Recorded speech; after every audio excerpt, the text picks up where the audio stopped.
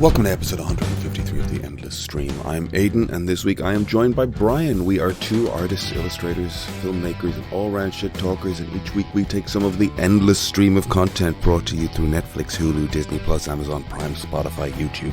Wherever you get your content, we take a chunk of it, we watch it, and we talk about it.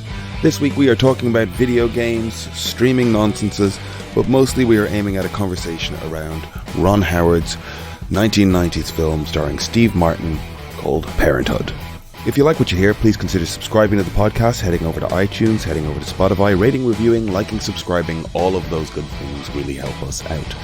On top of that, you can head over to Instagram at The Endless Cast, where we put up art to go with each episode, and that's a great place to send us a message. If there's something you disagree with, let us know. If there's something you'd like us to watch, shoot us a message. If you think we're doing great, tell us. We love to hear it. Or you can send us an email at theendlesscast@gmail.com. All of that being said, let's get into the episode. Good morning, Aiden. Good morning. Welcome to the podcast. Welcome. It's Sunday morning. It is. It is a Sunday. It is 10 degrees, mostly cloudy outside. Now that's a lie because it's a beautiful blue sky this morning. It's a beautiful day. It's a beautiful day. It's like I tell my wife every morning. I wake up and I go, "Thank God for another beautiful day in paradise." It's a nice day.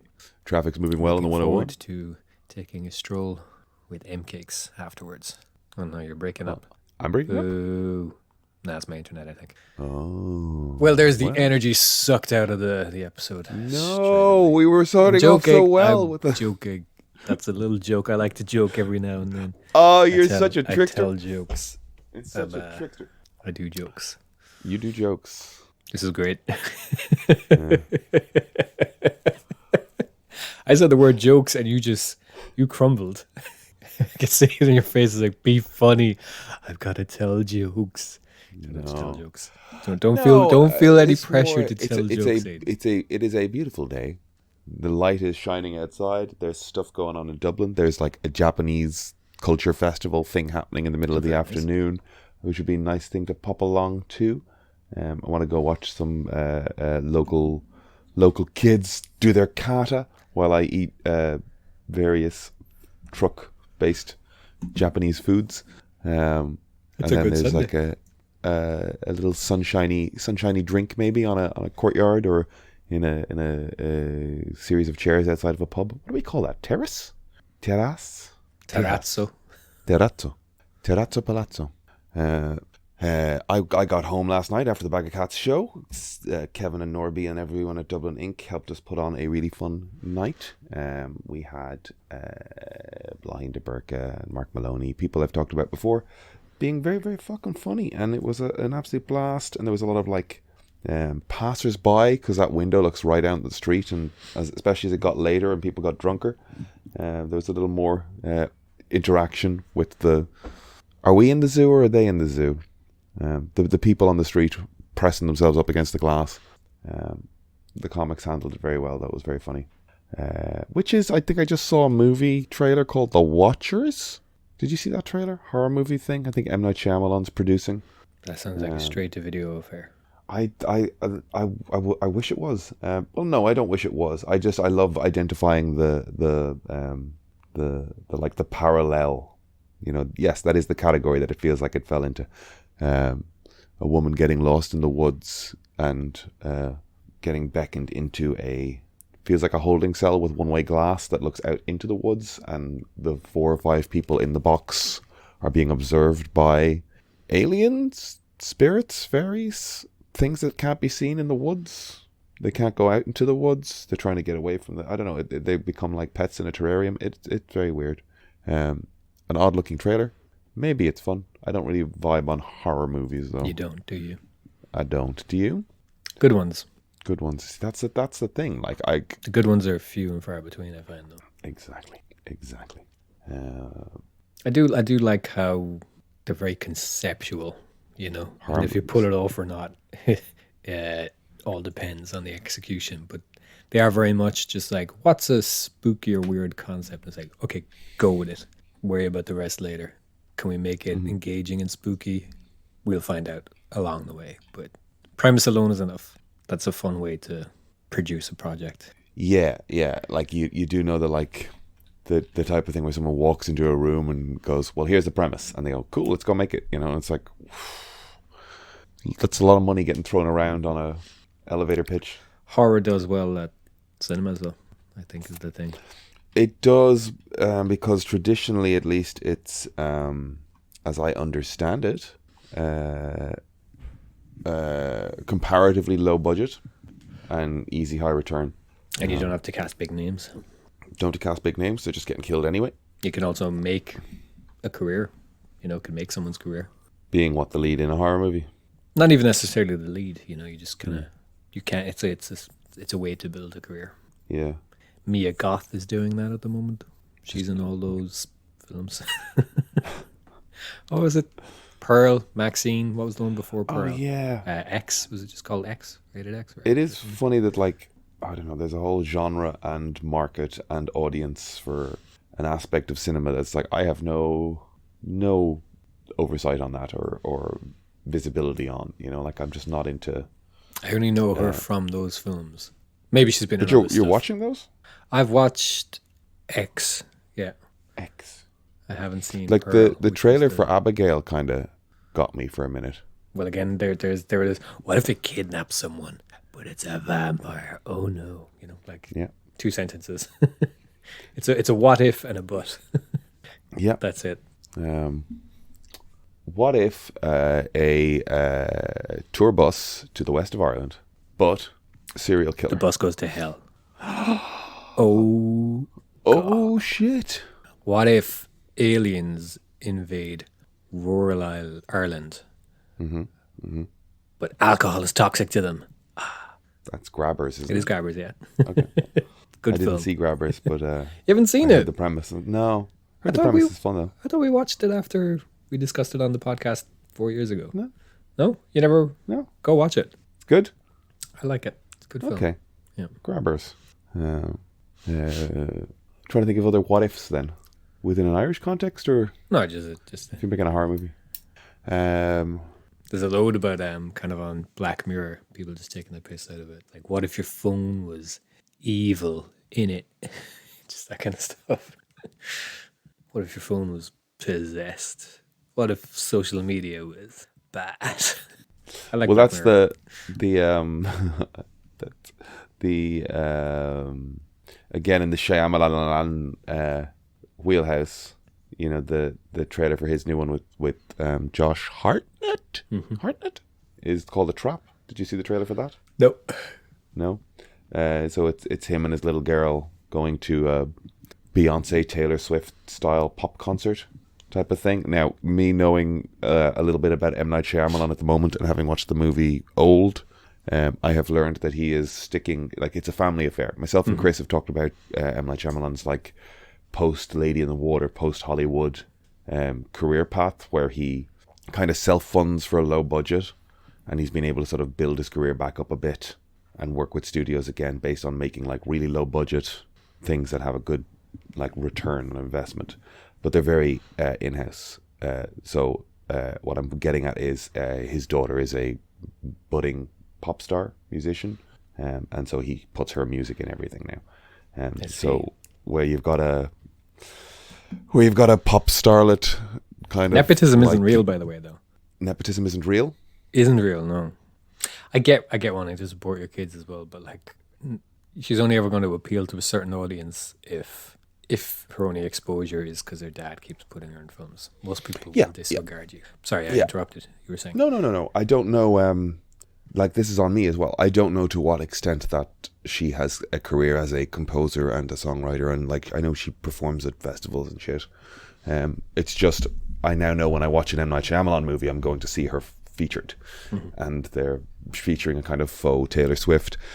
Anyway, Josh Hartnett starts to notice, this is all in the trailer, that there's a lot of police presence, and more than you might expect at an event like this. And he asks one of the guys behind the concession stand, because apparently this person would know, but apparently it's all a big sting to catch a serial killer that they know is coming to the... or a suspect they think is... And then you start seeing that Josh Hartnett's, like, got someone in his basement, and Josh Hartnett is the serial killer. So the whole movie is him trying to figure out how to get past security. get out of the building, I guess. How did they know the killer's going to be at the concert? I don't know. If you know the guy, like, no, they, yeah, it's weird. I don't know I don't know how they're going to justify them having enough information to know that that person is there. But like, there's shots of him seeing police pulling men of a similar age and build out of seats.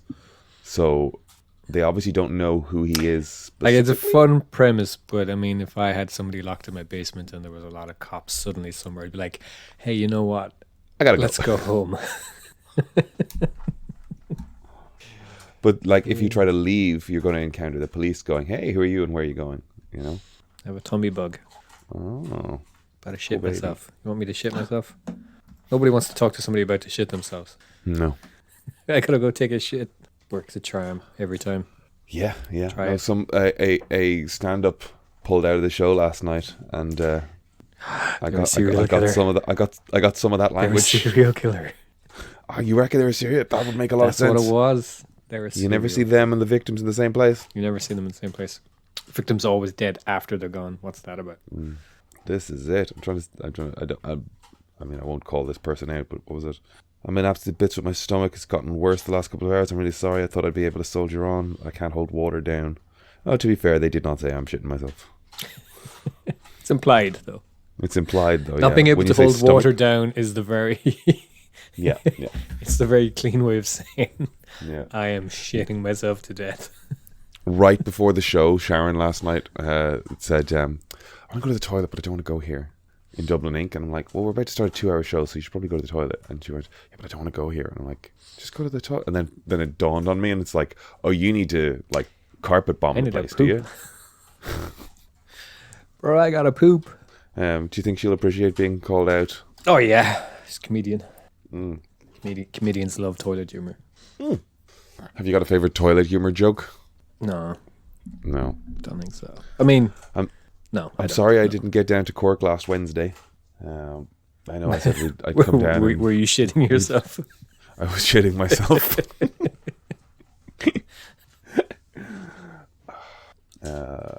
What was I doing? I ended up having something. Oh yeah, it was the next day I knew I was meeting Cat Friend in Dublin. Cat Friend, listen to the podcast. Hey, Cat Friend. It was fun. I ended up like day drunk at 6 p.m. Beautiful. Unexpectedly. I went to the gym before I met her, then didn't have any food, and then had 2 or 3 old fashions, and I was just like, oh no, I'm too drunk too quickly. And it was like still bright and sunny out, which is alarming. It was having a buzz on while it's bright and sunny is just magic. It was Buck Mulligan's in Dunleary, which used to be Gilbert and Wright's, which used to be something else or whatever. But it was funny. It was mostly kind of empty. The place kind of just opened, and we're sitting on the couch, and there's a guy sitting over on a couch on the other side, and I would say he's probably 30, youngish lad. Can't call a guy who's 30 a young lad, really, can you? Younger gentleman. And I went out to the bathroom, and I was coming back into the bar, and he's like, "Are you Rory's brother?" And I'm like, "No, I'm not Rory's brother." He's like, "Oh, you're the spit of Rory." I was like, "Well, it's not me, so have a good night." I don't know. There was a little chat, and then I realized he was sitting near us when we went in, and he's just like at a certain point he turned around. "Do you ever watch The Sopranos? They own this strip club at a certain point, and it's the kind of place you go in the middle of the day." And he started saying this to you. Hammered, yeah. Well, like after Kat had gone out to the bathroom, so it was just me, and he was just like, "So I'm just starting in the middle of the day, and I'm just gonna getting the shots in." Oh no! And then I was like, "Cool, yeah, I mean, you're having a blast, man." And he's like, "Yeah, I've got a bag coming, and if you're still around in a bit, you're welcome to some." And it's like it's 4 p.m. on a Thursday, and I'm getting offered Coke in a very suburban community. Oh no! And then I got up and went out to the bathroom again later. I thought he had left, like he had picked up his bag and gone. And I went, like his literal backpack. And I went around, and he was sort of standing waiting for the bathroom. And I was like, "Oh, cool." And I went, "Is there somebody in there?" And he went, just sort of shook his head and said, come on. And he opened the bathroom door and sort of beckoned me in. And I'm like, "Oh, no, go away." I was like, "No, thank you, sir. Enjoy your cocaine." Oh, man. That's sad. Yeah. Too bright sunny day. I don't know why. I'm really like, I don't know. I have certain hang-ups around categorization. You know, it's like, or incongruities. Like it's the sun is still out, sir. You know, I don't even mind that so much. It's just more the fact that this guy. It's more the fact that you're dying. He's out partying by himself. Is in party mode. He's getting cocaine, and he's so desperate to hang out with people that he's just like willing to share his coke during the day. Yeah, that's wild. Mm. He must have been very popular later on in the day. If he found any partakers. Yeah, if he found his community. I got little tweezers here. I'm just picking up the charging port in my phone. I got my iPad fixed. Or let me rephrase this. I fixed my iPad. I got a tweezers, a cotton bud, and some isopropyl alcohol. It cost me €5 from a chemist. Just cotton bud in, wiped it, charges perfectly. I say that to say that the official Apple representative place in Ireland told me it would be €600. Jesus Christ. And the unofficial place told me 200 to replace the charging port. And I was like, this just feels wrong. Is anyone able to just like clean the fucking thing? Like, I know I just got some dirt in there. I know there was a spill that has dried as a film on the contacts. This just needs to be wiped off. And they were just like, no, it'll have got in and you'll have to replace the port. And I just went away and got some rum and alcohol, a bit of cotton. Charge is a dream. Away we go. It's back to being my favorite piece of technology. Sorry, you broke up a little bit because my internet is being... Yeah, you're encountering a little bit of... Mm-hmm. Being a bit of a bollocks, huh? Being a bit of a bollocks. That's good, though. Fuck. Isn't it? Overpaying for stuff. Yes. Fuck a disposable technology kind of economy. Just that ripping wants off you to customers as well. Yeah. Just shitty. Very shitty. No bueno. I watched all of Fallout. Did you watch any of that? A couple of days ago. You cancelled your services? Toothpick. With a little toothpick. Yeah, toothpicks were recommended also. Little toothpick. Did you use... It was funny because it only goes in so far. And it's like, there's nothing happening here. And you're scraping and scraping. Like, you can't like, it can only go a certain distance. And then suddenly it just starts producing dust. It's like, where is this coming from? Like, I can't see it in there. I feel like I'm not getting any deeper. And then suddenly it's like so much dust coming out. And because when I was charging, it was like, it wasn't connecting properly. It was kind of wobbling a little bit. Yeah. And now it's almost like it's being sucked in there. It's great. I do enjoy the fact that I have worked this out from context clues as to what's happening, because your internet broke up for a moment. Oh, great. But all I heard for a moment was just like, yeah, it wouldn't go that far, but then it just went deeper. And it's like, where did all this drainage come from? Now there's dust coming out of it, but like now it just gets sucked in there. I was like, what is happening? Just to catch you up, I was talking about sex. Oh, okay. Sorry. No, I thought you were talking about cleaning your phone. No. Yeah, you really got to clear the dust out before you work your own way in. Dusty old claptraps. Gotta dust them out. Gotta dust them out. Same with ourselves, right? We have to like clear the filter every now and again. There's a filter. Yes. Sure. You were saying you watched Dublin all of for something. a kink night in DV8 on May the 4th that's going to be Star Wars themed. A Star Wars themed kink night. Where's DV8? Which one's that? Near James's Hospital. I have no idea where that is. Oh, no. No, I have no idea where that is. Where is that? I know where the hospital is. I don't know where. You know where the tram turns off down towards Imma? The bar in the corner there. Yeah. Oh, wow. Now you know it. Across the road from the 24-hour porn shop. Yikes. The only time I've seen people in there was bikers. Right. They were all sitting outside drinking. This is years ago. I don't think it was a kind of a sit outside and drink spot, but bikers can do whatever they want. That they do. Wow. Do we have that sort of biking culture in Ireland? We do, yeah. I don't think they were even Irish, but we do, yeah. Okay. That sort of culture. I do not like bikers. I've had bikers twice start to fight with me. One sucker punched me and the other headbutted me while I wasn't looking. Scumbags. Where the fuck is this? Once was in Cork about 16 years ago. A guy was there with his biker pals, and he's supposedly the son of the captain or something of the biker club. Started a fight with me. Need to leave all this in because yeah. I was going to cut the thing at the start. No, it's all staying. But now we're talking about this. I'm like, all his buddies came over. They're all like big biker dudes, and they were like, "Please don't fight him, because if you fight him, we have to kick the shit out of you. But we will kick the shit out of him for you." I was like, "What?" So they were out with their boss, captain's son or something, and apparently he's got a reputation for starting fights and stuff, and they were there to keep him out of trouble. And they were like, "Yeah, look, don't fight him, but we will put manners on him for this." I was just like, "What is this?" So wait, what did they do to you? Story. Nothing. I was squaring off with him about to fight him, and they pulled him away. I was like, "Don't fight him, don't fight him, don't fight him." And I was like, "What?" They were like, He's out of line. We'll take care of him. Don't fight him." And then he started threatening. He's like, "I'm gonna have like 50 lads outside here with shotguns." And I was like, "Fuck off." But that's bikers. And then the second time was on, I think it was Patrick's Day, possibly, in the Bernard Shaw. I was working, and there was a load of people trying to leave at the same time. Like, you know how tiny that place kind of was upstairs, a little bottleneck, and there was like hundreds of people trying to get out. And this dude is just like pushing his way through.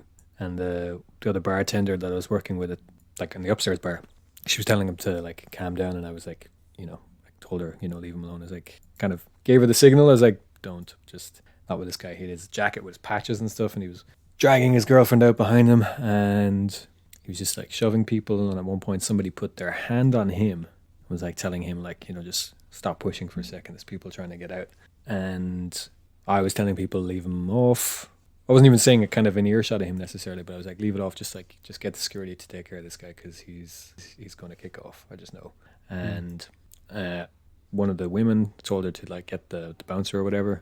I turned then to see where she was, and I'm like coming back. Like, it was really crowded. This is like, people are like shoulder to shoulder, Yeah. I turned to my right just to see if there was any sign of security coming. Like, I don't know if you remember the layout of the place. There's the front door, and then there's a kind of a steps down into the second bar. So like that whole distance is maybe 20 feet or something. Oh, this is the Shaw, right? Yeah, yeah. I do. So I was by the cigarette machine, kind of at the corner of the bar. I looked back to the door to see if there was any sign of security coming, and as I turned my head, he headbutted me. Oh. And I lost the plot. There was footage. They were watching the security afterwards because they couldn't believe how many people it took to hold me back. Not because I'm particularly strong, just because like I know how to, like wriggle out of restraints and stuff. So at one point they were like, "Why is this so hard?" Because this guy was walking outside, and I was like, "I'm fucking kill you. You're fucking dead." So, Oh my God. Yeah, what a scumbag! Headbutt somebody without looking. He got my lip.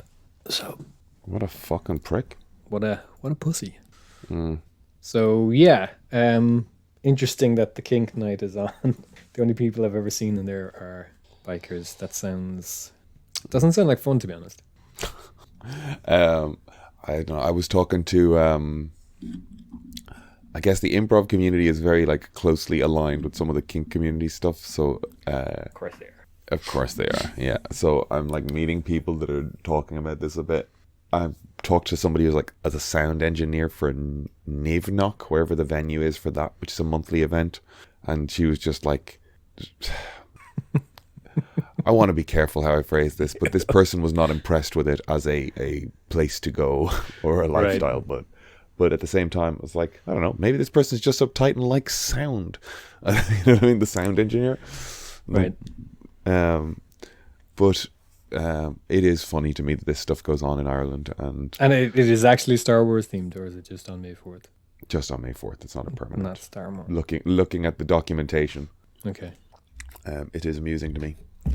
I think I sent you a TikTok where somebody was like plugging the Stella theaters screening The Phantom Menace is back in theaters. It's like a 20-whatever anniversary, but they end the TikTok by going, "May the 4th be with you." But it's like, they're not, at no point in the TikTok do they make a thing about it being May 4th and the May the 4th, like that happy accident of language that has led to there being a little Star Wars celebration that day isn't mentioned in this TikTok. And also the person doing it. Like it is a tourist. Also, May the commercial 4th tourist. is a very clunky. I don't think people really say dates that way. Not really, Not, but like not really. Like you can, but like I was kind of like I was looking at this surprised that it was like, wait, this is like a tourist board thing, or at the very least it's a travel blog. So this is a paid put together TikTok putting the Stella, but it's about Visit Ireland, but the person talking is like, are they Italian? Their accent was like there was a moment of dub, but it's not like a native speaking English. Disgusting. And it was just, that's not what I'm saying. It was just a sort of mix of like, okay, it's weird that this is an ad for Star Wars. It's weird that this is a travel blog. It's weird that it's really just an ad for the Stella. And then they say May the 4th at the end, but they haven't flagged, like, it just sounded almost like an accent thing for a moment. And I went and looked back and it reminded me of that like Fox News clip where someone was just like, oh, well, we're not really into Star Trek. We're Star Wars heads, you know, May the 4th be with you. And they did the like Star Trek live long and prosper hands. Like I love that shit. I love just trying to be, what's the word, aware of a community or part of a community or anyway, it's very, they're just very appropriating the culture is what they're doing. Appropriating the culture. That's the word. I love it when they try and get it wrong, you know. It's just so funny. It's so funny. Do you want to talk some nerd cinema, pop cultural, televisual, our goings on? Did you watch Parenthood? I did watch Parenthood. Did you watch Parenthood? I did. Let's just start there then. Let's start with Parenthood. Our Steve Martin run. You hadn't seen it before? I hadn't seen it before. When it started, I was just like, oh, I am kind of aware of this film. But even then, I was watching the cast pop up, and it was just like, oh, fucking Joaquin Phoenix, long enough ago that he's still Leaf. Phoenix is credited as Leaf. Keanu Reeves, Dan West, Martha Plimpton, who has a severe head. It is a severe looking head. Like a scarecrow body. You're gonna get the fashion's cancelled making for that. big shoulders and then a severe looking head. You're gonna. And get I was like, cancelled who is for that. this? And I googled her, and like 30 years later, she's not less severe looking. Wow. Of all the things you're gonna get cancelled for, I didn't think it was gonna be this. I knew it'd be commenting on women's bodies. I just didn't think it'd be this time. Wow. Go on, keep going. No, you Keep going. Like I'm getting. Keep going. I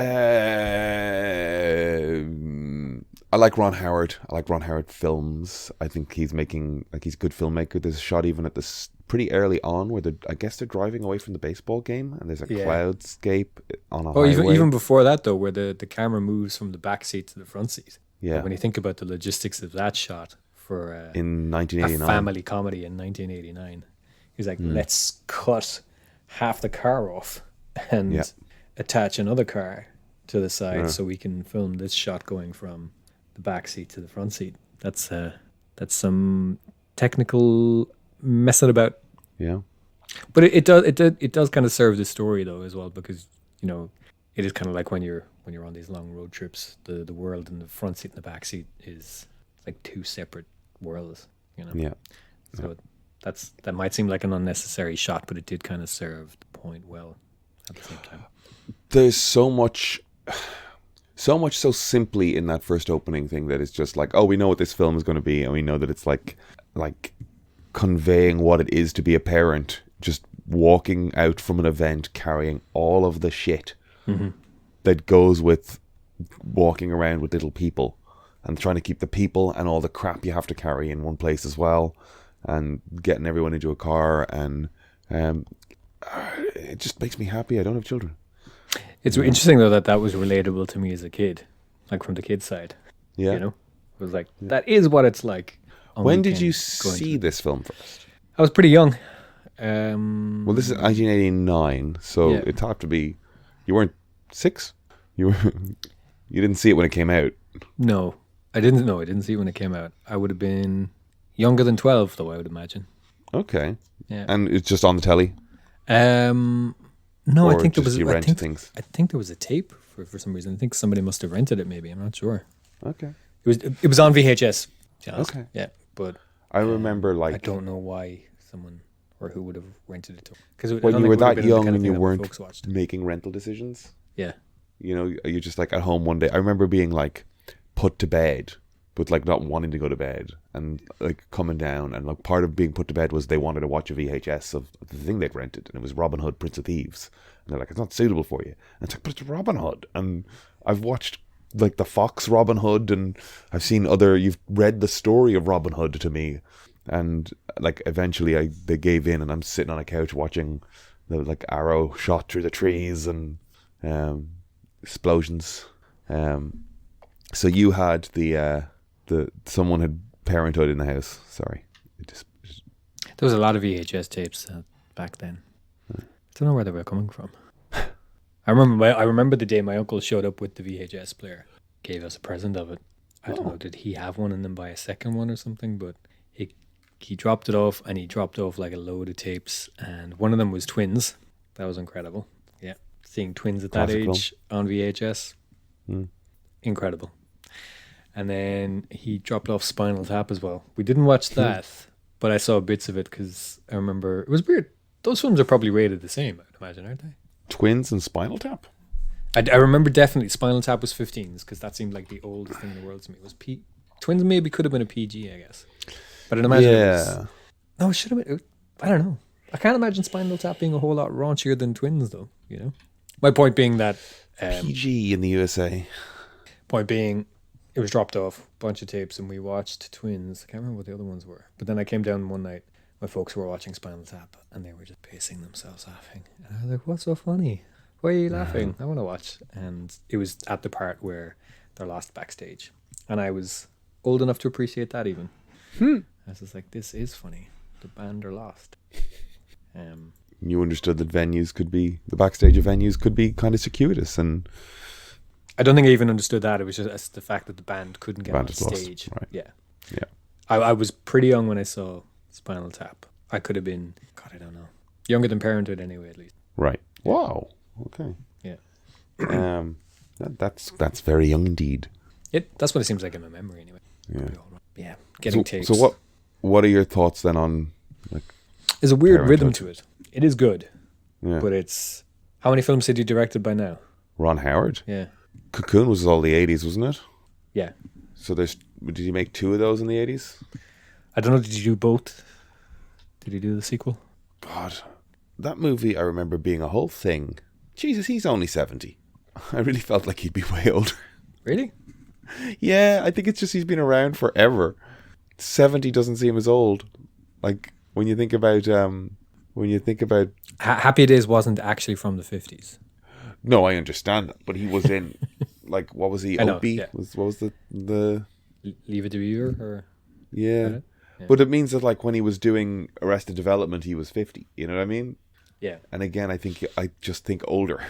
Yeah. Did he direct Willow? He did, didn't he? I think. So he's Willow.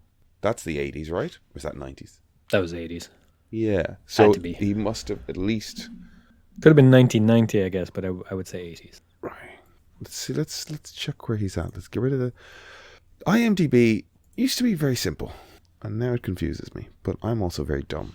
So he starts directing shorts in 1969.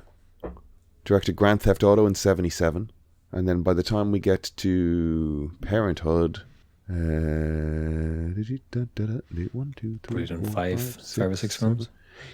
9, 10, 11, 12. Parenthood is his 13th film. Wow. Grand Theft Auto, Cotton Candy, Skyward, The Time Crystal, Night Is that Shift. 13 in 12 years? Or 13 years? 12 years. You say 1977? From 77 to 89. Wow. 13 films. Willow, Take 5, Gung Ho. Actually, to be fair, as I'm looking here now, one of them's a music video, one of them's a TV movie. Okay. 13 films in 12 years is yeah. is ridiculous. No, there's a couple of TV stuff in here, so he's getting his reps in. Cocoon is the big one. Splash. I'm trying to see where the takeoff is. You know, like Grand Theft Auto comes up, but 77. That is the same year as Star Wars, right? Yeah. That's mad. I think of him as being sort of post Star Wars. I think of him as being older than everything, and at the same time after Star Wars. Right. My issues, I guess I don't understand Ron Howard's timeline. You don't understand time. I think Splash has got to be the first big one, then Cocoon, then Willow. Backdraft, I remember being big. That was 90s. Yeah, 91. Far and Away is him. Far and Away. Is that Great still... film. Is that Great film. revisited? Or has that been redeemed, or is it still derisive? I don't know. I think we do sound like that. We do sound ridiculous to people. Especially back then. Who knows what we sounded like? I kind of have a like that take on whenever anyone's like, would you listen to his fucking Irish accent? It's like, go to the ass end of Kerry, go to the back end of Donegal, pick a place in Clare, pick a place in Listen to yourself talking and recording when you're like really going and you're not being like considered and stuff. Listen back, you go, Jesus Christ, I sound like a potato. Yeah. Anytime people are like, oh, you can't do an Irish accent, I'm like, because I had that as well. I listened to, I was somewhere where people were talking about the movie Michael Collins. It's the same as well. Shitting on Nicole Kidman. Yeah. Or Julia Roberts' Irish accent. It's the same. I didn't realize until TikTok, probably. Americans thinking that like non-American actors can't do American accents. But that's the thing. It's like to them it sounds ridiculous, but to us it's like, no, that's what you sound like. Mm-hmm. But also, I've seen enough Americans react to like learning that Idris Elba is English, learning that Andrew Lincoln is English, learning that Tom Holland is English, learning that like there's enough of them again because the accents across that country as well. It's like you can say, oh, that's such a caricature of what an American accent would be, and it's like, yeah, but go to the right spot and you'll get in that accent. Yeah, and go like whether it's Tom Cruise or whether it's Nicole Kidman or whatever, it's like pick an accent from 100 years ago. Yeah. It's the same with like, how the English language sounds to non-English speakers, It's how we sound to people. Yeah. And so, like some people are just bad at impressions. Some people just do bad. 100%. Or you can hear their accent kind of come in and out. They're not consistent with what they've chosen, Yeah. So that happens with people doing American accents, the British accent will peek through quite a bit. I would wager if I go and watch this, Tom and Nicole's Irish accents aren't terrible. Yeah. It's just that let me rephrase that. I would wager they're consistent. And that's all it fucking needs to be. Mm-hmm. Like watch that guy fucking making wood handles for his tools, on TikTok. And he's just like, got me a nice bit of old ash here and we're going to get the spoke shave at it and get a bit of the double D, like a bit of, what's the fucking oil? Linseed oil there now. It's like if someone was doing that in a movie, I'd go, would you pare back the paddy whackery, But it's like, no, it's kind of here. But I went on a literary walking tour of Dublin the other week, and the two lads doing the fucking storytelling bit, I was just like, God, they've turned it up to 11 for the Yanks here, haven't they? And it's like, how have they, or is that just me in that context going? I find Saoirse Ronan does that when she's on TV. She's more turns the Irish than Irish people. Yeah. I guess I didn't realize that Ron Howard was Far and Away, or like I blocked that out. I don't know The Paper, Apollo 13. Michael Keaton. You've surely seen that. No. Marissa Tomei, Glenn Close, Randy Quaid, Robert Duvall. Those are all people I like. Is it good? I mean, I like Ron Howard. I remember liking it. I don't know how much it holds up, but it is Michael Keaton, right? That's The Paper. Yeah. Yeah. I remember liking that. I remember expecting to not like it as well because it was like, it's about a paper. Boo. And then enjoying it. But again, I was young. I don't know if it holds up. But I'm surprised you haven't seen it, given that there's Keaton and There's Howard. stuff that just slips through the radar. I remember I pitched to you I don't want to pivot a format on this podcast, but like I was like, what would be a fun podcast format is like all of the Ebert and Siskel and Ebert things on YouTube. I found a channel that was just like, here they are from the 90s. And of course, you see, oh, fuck me. What's the Brad Pitt movie with Anthony Hopkins for? A River Runs Through It or Legends of the Fall? Legends of the Fall. Or is it A River Runs Through It? Which one is it? Legends of the Fall. Legends of the Fall. Is the one I'm thinking of. I'm looking at this old episode of like a movie review show, and it's like, I know 3 of these movies they're mentioning, but there are at least 2 of them that like I have never even fucking heard of, but they were in the cinema that weekend. I think it would be a fun here's the episode, you can go and watch it, and we're gonna watch this movie that seems to have been completely forgotten about, or at least we've never heard of, if you can even get it. Do we just watch the ones we haven't heard of? I think that's the way to Okay. do it. Or at least like the low achiever that weekend, Right. That was probably fine and went direct to DVD or went direct to VHS or just disappeared. The amount of stuff that just disappears. But we're getting way off track. I mean, again, I've never seen The Paper. Then Apollo 13, Ransom, Ed TV.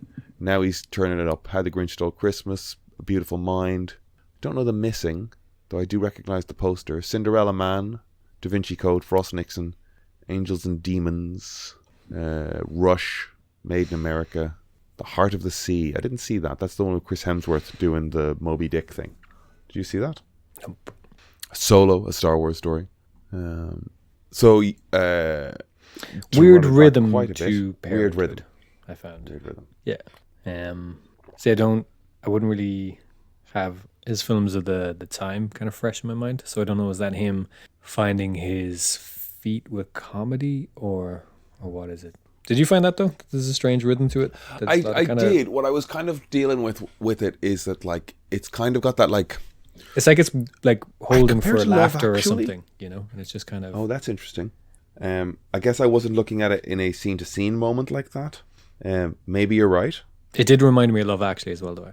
Actually, But Love Actually occurred which I to me haven't even because- seen, but Have you not? no. In But it that, did remind it's me. trying to tell each of these sort of standalone. And not just because she had cue cards. Oh yeah, she did. Just trying to tell these standalone stories, each as earnestly as each other. Yeah. So you're pivoting from one story that's like really goofy Steve Martin on a horse, and now we're back to the like serious one, and then we're back to the slightly less like relationshipy one, and the more comedy one, and then and each one has to be given its own weight and arc, and they're all going to come together at the end, I assume. And they did. They did. Did you enjoy it? Yeah, I did. It is. Yeah, it's fun. Everyone in it's likable. Yeah, it is good. It's so fun seeing. Like, I don't think it's amazing. 25-year-old Keanu Reeves giving 14-year-old Joaquin Phoenix The Birds and the Beasts. I do remember like being sucked into it, like particularly at that age where I was just interested in like cartoons and stuff, and kind of felt like this kind of stuff just was for grown-ups and not at me, and it was a boring grown-up thing, and I remember being kind of pulled into it. It's aged a lot, but I think it's like, I don't think it's incredible, but it is good. So when you say it's aged a lot, what do you...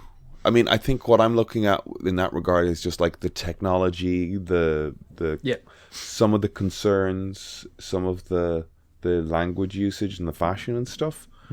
But like, I also think that like it's pretty... they're not shying away from sex stuff. They're not shying away from adults as people, with needs and wants and whatever the hell else.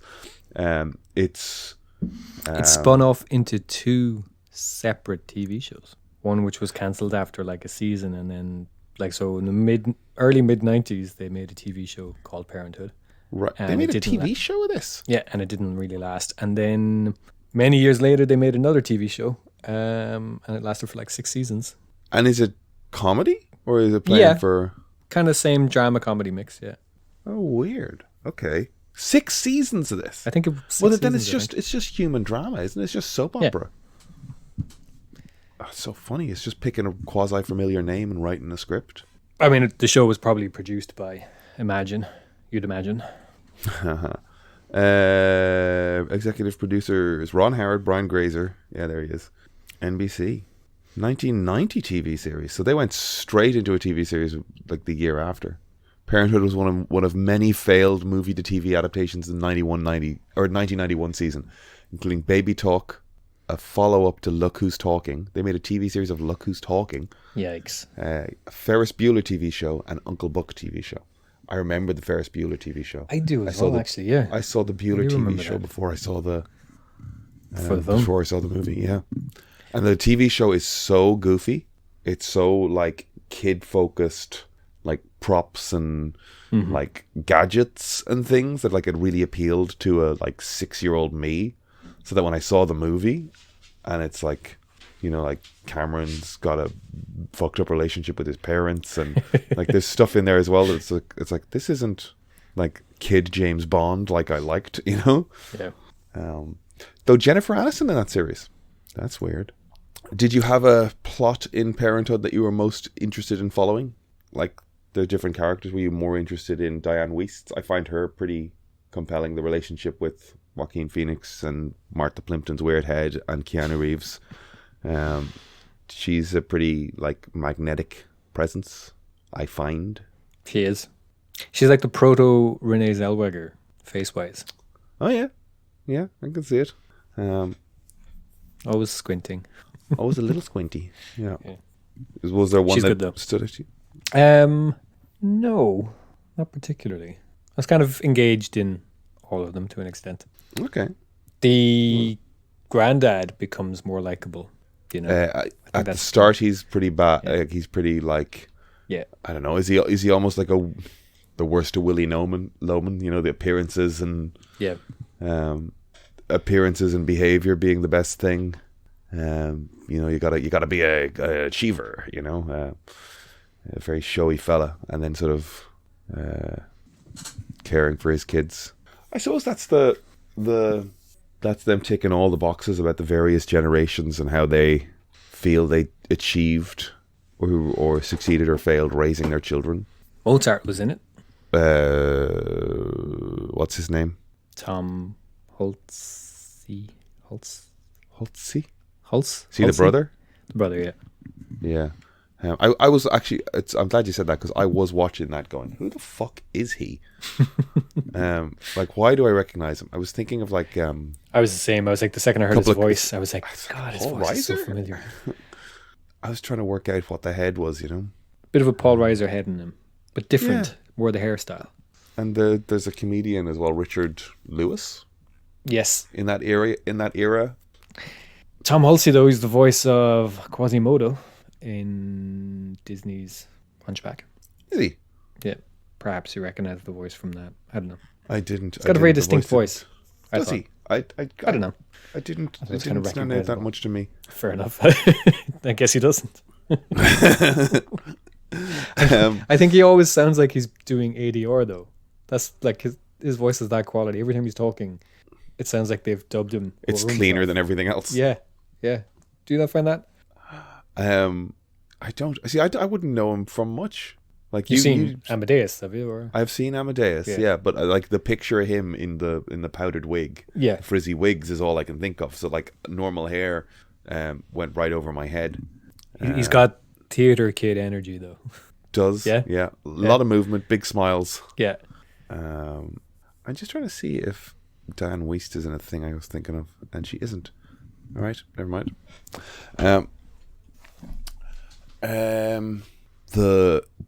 I think I mentioned, or did I say already, that like the idea of like seeing the withdrawn, reclusive kid that everyone's like, what's going on in this kid's head?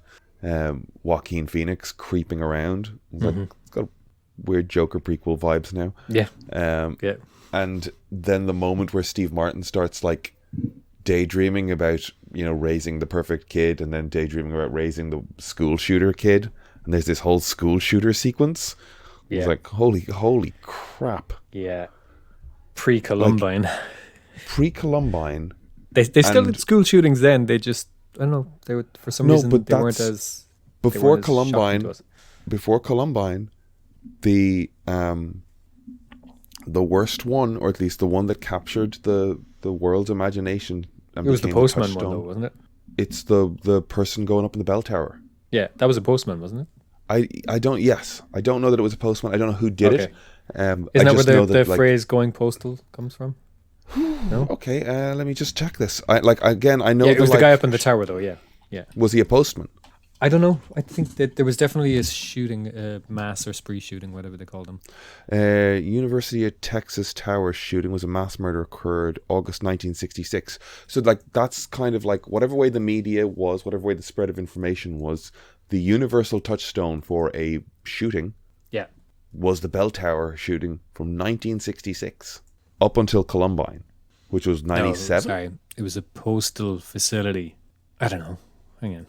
25-year-old Marine veteran Charles Whitman indiscriminately fired members of the public from the main tower. The origin of the phrase derives from a series of incidents involving U.S. postal workers who shot and killed fellow workers and members of the public in 1986. So that was 1986. Okay. How many is a series?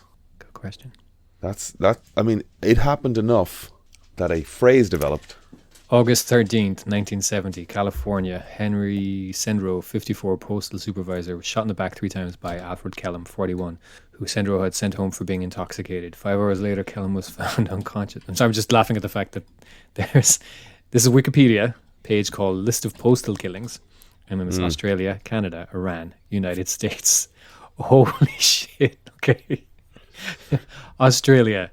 This is the order it comes up in, right? Australia, Canada, Iran, United States. Australia, 2 bullet points entries. Canada, 1. Iran, 1. United States, 1, 2, 3, 4, 5, 6, 7, 8, 9, 10, 11, 12, 13. There's about 20 of them. Fucking hell. Sorry, the one jumped out at me here. Where is it gone? Hang on. Control F. October 10th, 1991, ex-postal worker Joseph M. Harris killed his ex-supervisor and a boyfriend at their home in Wayne, New Jersey, then killed 2 former colleagues as they arrived at the Ridgewood, New Jersey post office where they all previously worked.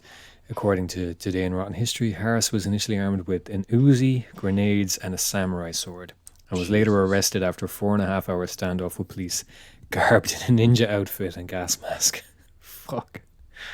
Okay, anyway, yeah. The spree shooter one for a long time was the bell tower one. The Simpsons have a gag about that as well. Yeah. Loads of people have a gag about the tower. You could not do that joke today. What with the kindergarten age kids getting gunned down, but like that joke back then is like wacky, but now today it would be in such poor taste to do. You could do it, but the tone of the rest of the film would have to be in that vein, You couldn't do that joke in a Ron Howard family-friendly comedy drama. I'm just having a quick look at... sorry, just as it went there, it's just like, yeah, I mean, the amount of shootings... It's just getting sidetracked. Like, even when I was in Chicago for that 3 months, like, of course there was stuff going on in America, and you kind of... I wasn't looking at newspapers. I wasn't really taking it in. And I was away. I'm assuming I was still there. I'm trying to remember. I came back early July. So this is in Chicago, June 18th, 23 shot at an Illinois event. Now, it's way further south of Chicago than I was, but it was just sort of like, cool. So within a degree of spitting distance, this fucking shit happened. Like, this is mental. And yeah, it's like... That, I mean, was it going on? I wonder what the statistics are in the 90s versus now. It's just accelerated like crazy. There is a whole thing, this is a whole other conversation around the gun violence debate, isn't it? There is a whole thing that like mid-90s, Clinton had a lot of restrictions on automatic and semi-automatic firearms. Yeah, that the had been amount of rolled back ammunition in the as early well. 2000s. The high-capacity weapons. Yeah. A lot of that Makes a stuff big was rolled difference. back in the Bush era, the Bush Jr. era. But anyway, it was fun seeing Steve Martin. Would we say he was reined in a little bit? Like, it's not full Martin chaos. Like, this does have him celebrating airs the kid of... catching the ball is like the most Steve Martin bit. Before all that, he's kind of very much reined in. Yeah, but like even when he's like playing the cowboy Gil, like it gives his silliness a context in a world that grounds it a bit, like he's playing for kids. Yeah. Which allows him to be like a goofball, making balloon animals and firing water guns and collapsing and being a complete dork. It's funny to me that this movie has these silly cutaway moments. Like, it's very like LA Story in terms of some of the slapstickiness, but it's just more grounded, I guess. Good seeing Rick Moranis. Mm-hmm. It is weird, like you mentioned. Okay, so Steve Martin would have been a pretty big star at the time. And still is to an extent, He's got a hit TV show today. Yeah. Might Massive even be success. the most popular thing he's done. But it's just weird to look at that and kind of pick out the people who are, went on to become superstars and still very much are. Keanu Reeves, basically, is what I'm saying. Keanu Reeves, Joaquin Phoenix, Martha Plimpton. It's hard to say it's just Keanu, right? Who else is in that? In the youths. I guess they're the like... Kind of is Keanu and Joaquin, though. Yeah. Joaquin on the phone talking to his dad who doesn't want to hang out with him is some good acting by a kid. Yeah. Some good child acting. Yeah. Because I was kind of like, I was looking at the child acting, as you call it, where he is sort of wandering into the dining room, making his way to his mark, where he's sort of like looking away. I was like, this is as good as you can get from a kid, you know, like, but it's fine. Jason Robards playing the grandfather. Martha playing Keanu Reeves. Harley Jane Kozak. Bryce Dallas Howard's in it. Is she? I mean, she's one of the kids. A baby. Yeah. She's credited as redheaded girl, which if it isn't her Instagram handle, probably has it already. Yeah. I wonder who does have it. Let's go find it.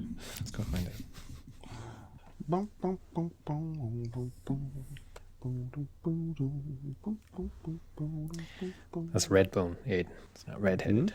That's Redbone. Different thing? Yeah, means a different thing. Redheaded girl. So it's funny, when I think redheaded girl, I think of one of the performers from last night, Sophie Mary. Big shocker red hair on her. And redheaded girl on Instagram, first name Sophie. And she's blonde. Sorry for having great tits and correct opinions. Is this the same person? Oh yeah, so it is. Great tits and correct opinions. That was me reading her bio, just to clarify. Well, I don't know about her opinions. You're Real looking estate. at her page very long.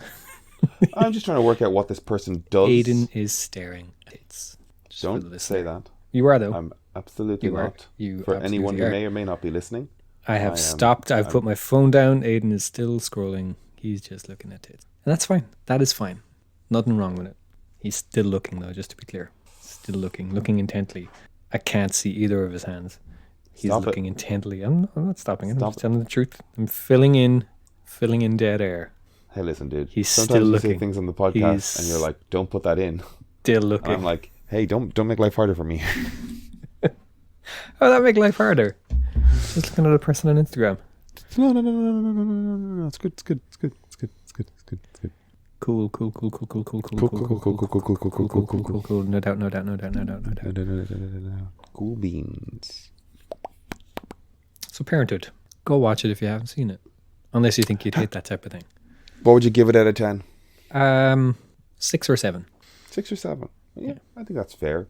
I mean, there are movies that we talk about where we get ourselves to, this is a must see, 10 out of 10, triumph of cinema. There's movies that are absolute dog shit. This is just a sort of, I guess, standard of 90s cinema, right? It's one of the names people remember, right? Like it would be a 90s. I mean, by the time you've got 2 TV series coming off of it and that cast, do you think this is going to fade away into the ether, or is this a film people will remember? I think I got 2 Oscar nominations. I don't know if it won. Did it? Yeah. Who got nominated? Diane Wiest. Go away. And Randy Newman. He wrote an original. Randy Newman did the music for it. And I heard him at the start. Yeah, and he wrote an original song. Oh, I can't remember if they won or if they were nominated. They were definitely nominated. That's a good, that's a solid out achievement for this film. So check out Parenthood. You mentioned this is kind of like your go-to Steve Martin, really, because you said you didn't really have a strong feeling on Steve Martin's, but if you had to go back and watch one, this would be it. Do you stand by that? Do you have any more or less affection for Steve Martin having revisited this? I mean, like, there's that in the Three Amigos, but I feel like we've all seen that recently. Yeah, probably. Yeah. But those would be the 2 that would jump out. Three Amigos probably more than... And The Jerk. Yeah. Okay. Yeah, I think Amigos is I think Kevin said he hasn't seen Three Amigos. Or that But it's literally that picture on our group. Our WhatsApp group. Our WhatsApp group is called The Three Amigos. It is a picture of the Three Amigos. And he's like, he either hasn't seen it or didn't dig it. Did we watch it during lockdown? I feel like we must have. I watched it during lockdown. I watched it twice in the last 8 months. Okay. I genuinely did. I love his 30 Rock episode, Steve Martin. Miscounted the men? I miscounted the men. I miscounted the men. I'm having such a case of the Mondays. And you're not making sense anymore. 3 great lines that he has in... And when he's... He's accusing like one of the Secret Service. Or is it the Secret Service? No, they wouldn't be Secret Service. They end up marshals. being like marshals, yeah. Yeah. When he's accusing them of eating his peanut butter. And he's just like, Glenn ate all my peanut butter. And then he starts eating and he's like, this isn't my... I'm sorry, Glenn. I'm sorry. It's just his delivery, like mid-sentence, he's eating it. And I can't remember if it's crunchy or smooth, but he's like, he realizes this isn't mine. And then he apologizes to one of the marshals for accusing him of eating his peanut butter. And it's just, I don't know, he's got so many great lines. But Miscounted the Man is a great one. And then, when he's climbing the ladder. And he's like, you're making a lot of sense, Jack. And then when they said, you could, maybe get out in 9-15 months. Like, you're not making any sense. It's like the gentlest of sentences. And like, he's only interested if he can just get away scot-free. He's like, you're talking a lot of sense, Jack. And then immediately, you're not making sense anymore. Oh.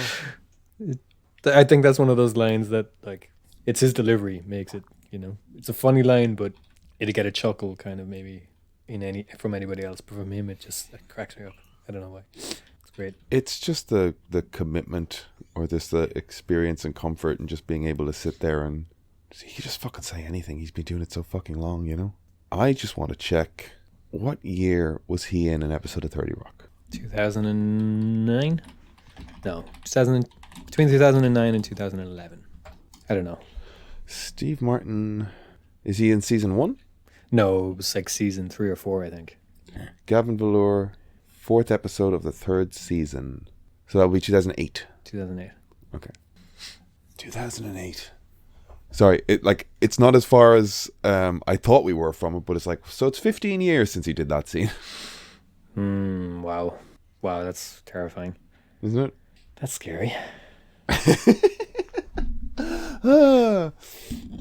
Time is accelerating. Yeah. The simulation is reaching critical mass. Nearly done. We're in the end times. So I'm coming down on Wednesday. Cool. Checked his watch too. Is there a date on that? I'm just wondering what... Yeah, well, there is. What manner of watch have you got? Fitbit. Do you find it useful? I do. Lets me know... Yeah, you track all your steps and all that shit, and your sleep is... Yeah. How's your sleep these days? Not great. No? You're upbeat this morning. Is that sleep delirium, or you got a good night? I think it's sunny outside. Oh, okay. That's nice. And I don't have tummy issues. Oh, I woke up without tummy issues. They're good. Okay. I think we've covered off Parenthood. I also watched the Fallout show on Amazon. I know you cancelled Amazon, but I don't know if you've watched it on like a friend's Amazon or something. But I haven't, no. I hear it's good though. It is. It's actually pretty fun once we get into it. I've heard a lot of people talking about, how sort of, accurate to a degree it is. There's people walking around in the power armor stuff. Watching the power armor, I kept thinking about it was a Twitter thread somebody had of, it was on Twitter, and it was somebody who's like, I don't know, a drag artist or something, but they were watching Avatar, and they were just going through everybody's wigs and explaining why they were bullshit. Right. And like, now you're a wig expert.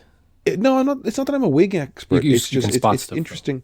The point they were raising was the wigs we were seeing were middling cosplay wigs that people would wear to conventions, and that's the level of production design that's making its way into these shows.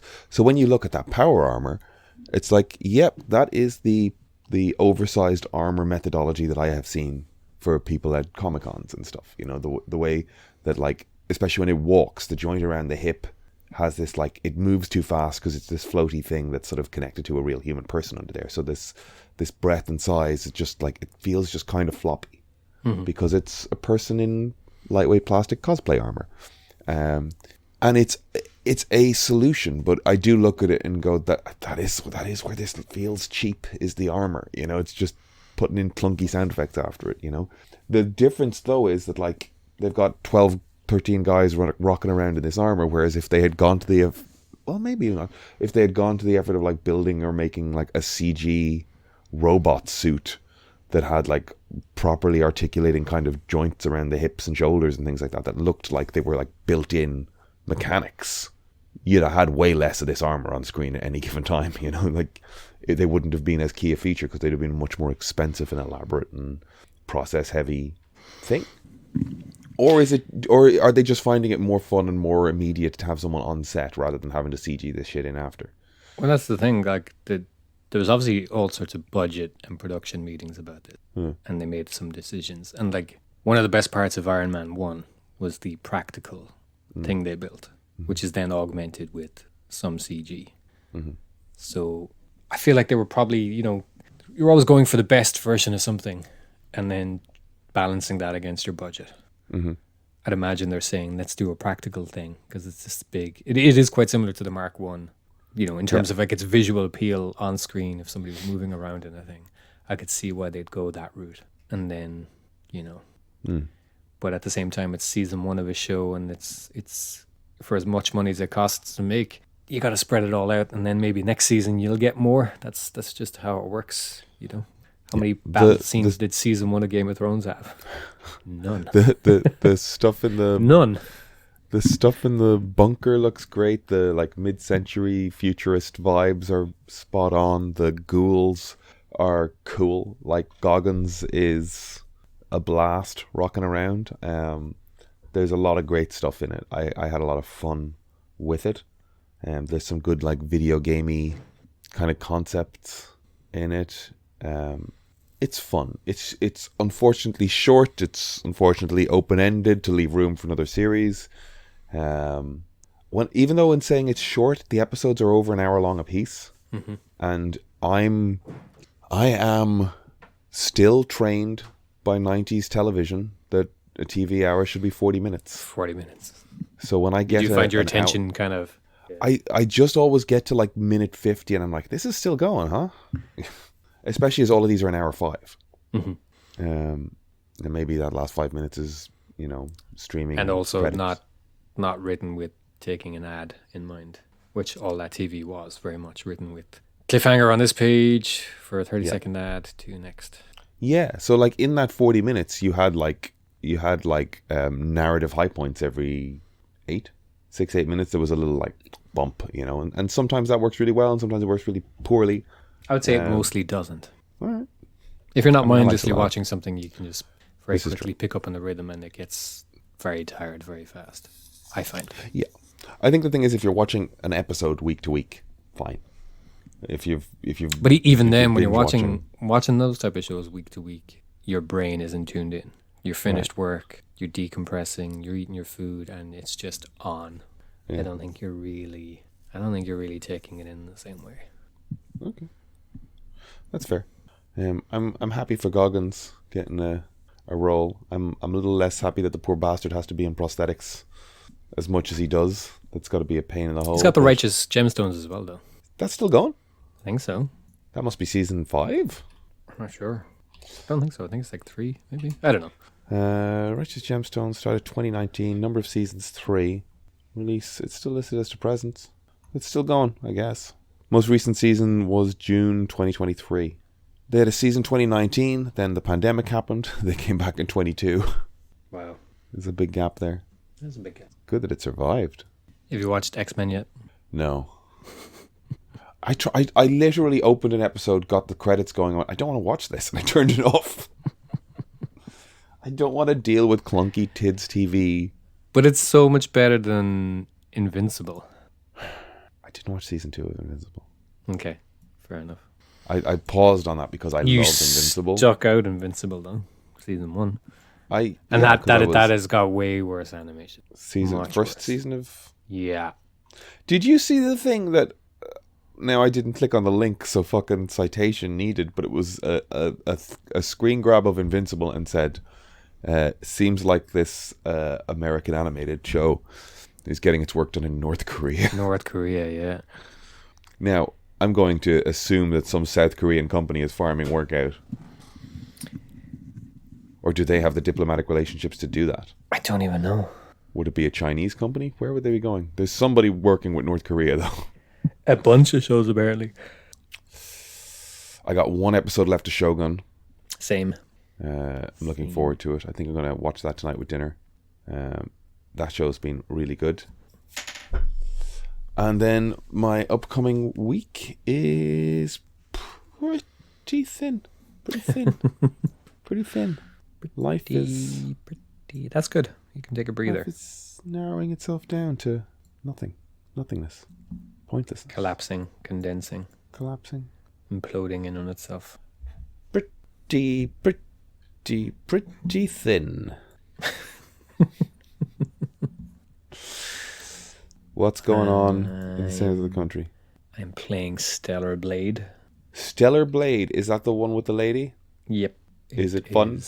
It is fun. It is good. The whole conversation around it from both sides is exhausting. Oh. But you know what? Like the people complaining about, the people kind of heralding the ass and tits in the game as like defending white gamers and stuff. They're stupid people. They're big dum-dums. But you kind of expect them to be dum-dums, you know? And if we just left them off in their own little corner, we don't have to pay so much attention to them. Who I find equally, if not more exhausting, are the people criticizing them, because they're just, it's like, just drop it. Just, I don't know.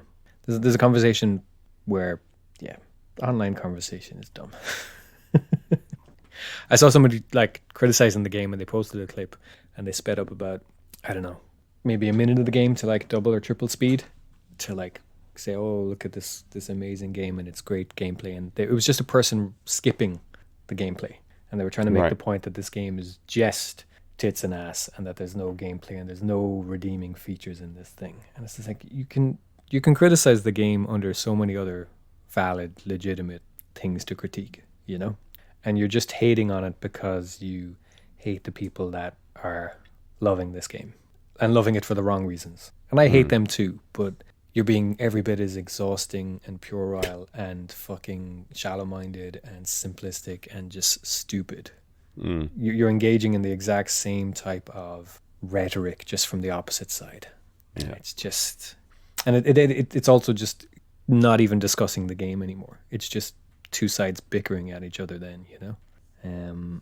It's just dumb. It's really exhausting. Because you can have an actual conversation about the merits and the, you know, the things that could maybe do with changing in the game. Except instead it's just one side hating the other side because of like the ideology that they're using the game to support, you know? There's a movement of idiots who think that because female characters in games aren't sexy enough anymore, that like straight white gamer culture is being erased. And it's just dumb. It's people seeing minorities having something to talk about and feeling left out and picking the worst possible plot points. And this game now has become their flagship for that conversation. And it's dumb. And then there's the people who hate them, and I hate them too, who are shitting on the game just because it's being, you know, put on a pedestal by these other people. And it's like, that's equally dumb to... It's just exhausting. And any conversation around the game is just people going, this is amazing. Like, the current thing with it is, it's like the let's say the right-wing idiots were saying this game is amazing because it's not afraid to put sexy women at the forefront. I was like, and this game it's uncensored and it's representing us and our culture, just like nonsense stuff. And then the game did come out actually censored, and they're losing their minds over it because... Wait, the game came out censored? Slightly censored. What does that mean? There's part of the gameplay is just like dressing the character up in lots of outfits. And one of the outfits was just a bathing suit with like kind of a up high over the hips and a bit of kind of not quite camel toe, but barely covered crotch. Right. Say. And then the cleavage was kind of like quite a deep neckline on the... But when the suit actually appeared in the game, there's a bit of lace across the cleavage, and there's less crotch on display, and they're losing their minds because the game has been censored. Right. And to be honest, I'm kind of like, yeah, like why censor that? Like we're grown-ups. It's an adult game. Why censor that stuff? Particularly when you sold it as being a thing in the game. But they're losing their minds over it. They're like, boycott this thing. And it's funny because they were heralding it as you know, some representation for straight men in games or some nonsense. And now they're quickly turned on it because it's it's been censored, and it's just Right. dumb. And then equally, the people on the opposite side criticizing them are just picking apart things not representative of the game because it's in a way to attack those people, and it's just so stupid in a game that's just about, you know, swinging a sword and looking sexy. Yeah. What's the playtime on the game? Is it one of these games that you'll play for 400 hours, or is there like a No. 10-hour narrative through? It's probably, I think I've played it for 15 hours and it says I'm halfway through. Okay. So story-wise, probably 30 hours. But then the gameplay loop is designed to be such a way that you could just dip back in. And I think there's a new game plus that adds like 30 extra outfits and a whole other skill tree so that you have stuff to aim towards completing after you've finished the game. Should you still enjoy, like basically if you could play the game again, and even if you've unlocked everything, they've given you extra stuff to unlock so that you're not just playing for, but story-wise the game is probably 30 to 40 hours maybe. Okay. I'd guess. And it's great. It's like, it's really slick, really polished. Environments look great. The character models are great. Really nice animation. And the main, like the platforming in it is a bit wonky. Not great. I've screamed a lot at some stuff not working. There's things like there's a lot of like contextual animation that they do things to add weight to the character. So like she's got a bit of inertia when she's running and comes to a stop and things like that. And if you push up on, let's say, a wall, she'll press against it. But if it's a railing or something, she'll vault over it, which is really nice because there's a nice flow to her movement. But then when you're doing that on platforming and jumping from platform to platform, she just sort of runs off the platform after she lands on it and you fall to your death, and that's no fun. But the main thing is the combat, and the combat is it's really great. It's really flashy, stylish, fun, challenging. It's good. Cool. So I'm enjoying it. That's very nice. And not just because there's a big butt on screen. There's a quote from the game director where he's like, they spent a lot of time on her butt because that's what the player's looking at. And it's true. You are looking at the back of the character, so they gave her a big butt. They made a point of, what if you're not, if you're not into big butts, do you just have to? It's not an oversized play the butt. game? It's just it's not There's no oversized. customization. You can't scale the volume. No. And it's based on a real Censored. person's proportions, apparently. So Is it? yeah, apparently. They're there. Cool. That sounds great. It is fun. I'm enjoying I'm not playing anything at the moment. A game that piqued my curiosity this week, there was a thing called Manor Lords. Did you see any of the trailers or nonsense of that? Nope.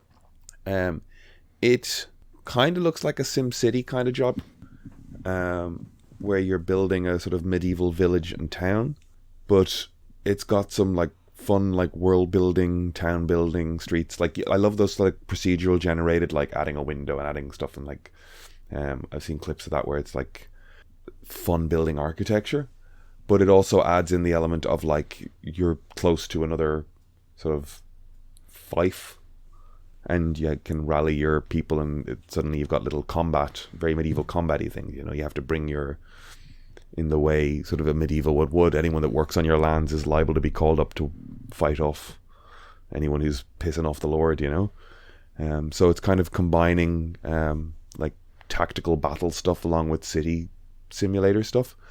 It looks interesting. It looks fun. I do like that sort of like simulation stuff, but I also looked at it, and the moment I considered getting it, I was just like, I don't want to pour hundreds of hours into doing this. I have other things to be worried about.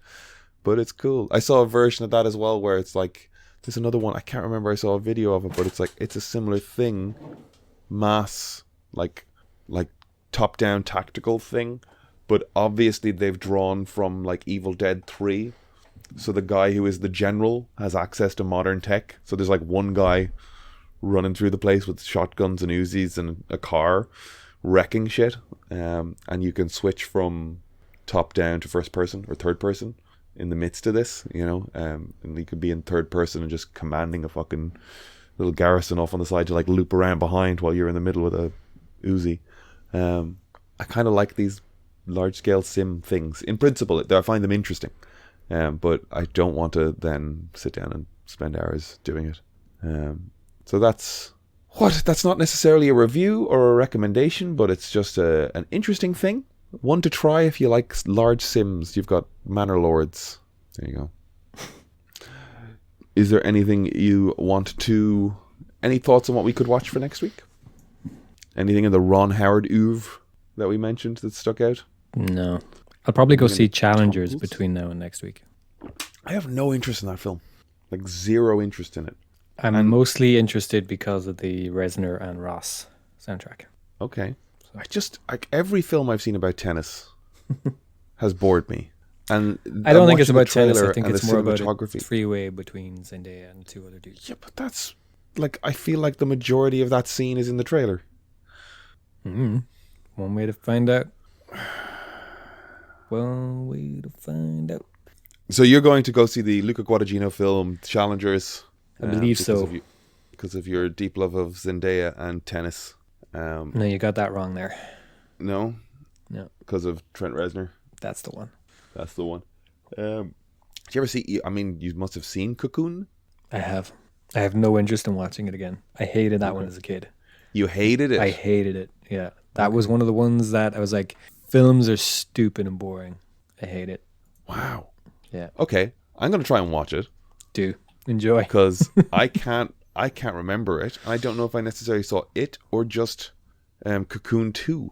And I was lost without having seen Cocoon 1. Did Howard direct both or just the first one? I think he just did the first one. Yeah, second one feels like a... Let's get the hell out of here. I did see somebody tweet that they were watching Jaws 2 and the first 40 minutes of the film are Roy Scheider trying to convince people that there's a second shark. But the note this gentleman added in his tweet was, if there had been no shark, this would have been an amazing film. And it's like, kind of, yeah. If the second one was dealing with the PTSD of a shark, it'd be kind of funny. Do you remember there was a narrative or a kid's book or a story in textbooks when we were kids of like two kids in a neighborhood witnessing a break-in and calling the guards and being rewarded for like their vigilance and community mindedness? Do you remember this? It was like a little parable in kids in school. No, not ringing any bells. No, because I remember how fucked it was, or how fucked up it felt, or weird that at the same time, like 3 months later, they brought in like a second book that was the kids doing the same thing, but it was nothing. So they were just being like, don't get carried away at the same time. Very mixed. don't over-egg it. Sometimes a person going into a house is just a person going into a house. I was like, wait, hold on. Because they'd got too big for their britches. I wonder, is that like just a South County Dublin thing? Interesting. It's not ringing any bells. All right. I'm not saying it is. I'm just saying it'd be funny if it was a problem that was specific to just your part of the world. I'm having a look at the Ron Howard, just trying to see if there's anything that I haven't seen. I haven't seen Backdraft.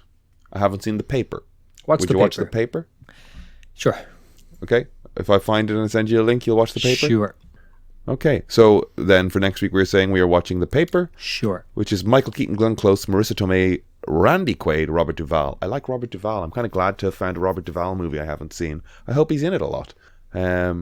Directed by Ron Howard, written by David Koepp and Stephen Koepp. What else did they do? Lots. Yeah? Loads. Jurassic Park. All right. That's pretty good. Indiana Jones and the Dial of Destiny.